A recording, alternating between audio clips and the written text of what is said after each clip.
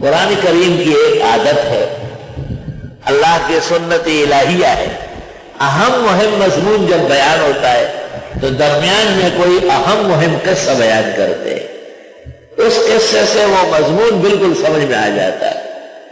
چنانچہ ابراہیم علیہ السلام جو اللہ کے سچے دوست اور خلیل الرحمن ہیں، اور ان کے مقابلے میں وقت کا نمرود جو شیطان زمانہ تھا، ان دونوں کے درمیان جھگڑا ہوا، مناظرہ ہوا۔ اللہ تعالیٰ نے ابراہیم علیہ السلام کی مدد فرمائی اور اس زمانے کے نمرود کے مقابلے میں ان کو سرخرو کروایا۔ أَلَمْ تَرَ إِلَى الَّذِي حَاجَّ إِبْرَاهِيمَ فِي رَبِّهِ، آپ نے دیکھا نہیں اس شخص کو جو لڑ رہا تھا ابراہیم علیہ السلام سے رب کے بارے میں؟ ابراہیم علیہ السلام نہیں لڑ رہے تھے، نمرود لڑ رہا تھا۔ اہل حق نہیں لڑتے، اہل باطل لڑتے۔ اہل حق تو اکثر دفاعی کرتے۔ ان آتاہ اللہ الملک، کیونکہ دیا تھا اللہ نے اس کو ملک۔ تفسیر ابن کثیر میں ہے کہ دنیا پر حکمرانی 4 آدمیوں نے کی ہے، 2 کافر تھے اور 2 مسلمان تھے۔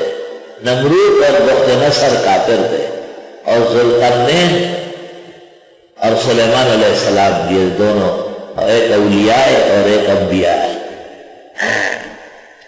ملکت دنیا اربات، دنیا پر سلطنت 4 آدمیوں نے کی، اثنان مسلمان و اثنان کافران۔ تفسیر ابن کثیر ذیل الآیہ۔ قال ابراہیم، فرمایا حضرت نے، ربی الذی یحیی و یمیت، میرا رب وہ ہے جو زندہ فرماتے ہیں اور مارتے بھی، موت و حیات جس کے ہاتھ میں۔ نمرود نے جلدی ایک ایسے شخص کو جس کو سزائے موت ہونے والی تھی اس کو چھوڑ دیا، اور ایک بے گناہ کو پکڑ کر اس کا سر کاٹ دیا۔ قال انا احیی و امیت، نمرود نے کہا میں بھی زندہ کرتا ہوں، مارتا ہوں۔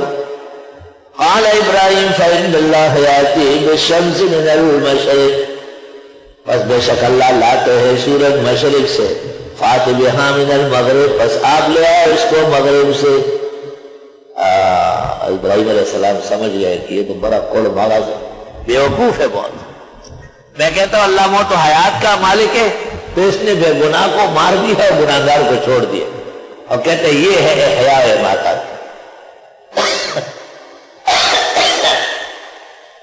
مناظرے کے اندر جب مناظر سمجھ لے کہ یہ کوڑ بحث ہے، بات سمجھتا نہیں تو وہ فوراً دوسری دلیل کی طرف جاتا ہے، وہ منقلب ہو جاتا ہے الی الدلیل ثانی۔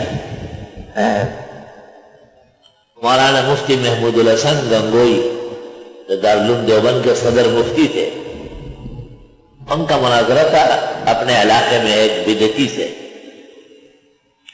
تو وہ بدعتی غصہ ہو گیا اور مفتی صاحب کو کہا آپ میں اور خنزیر میں کیا فرق ہے؟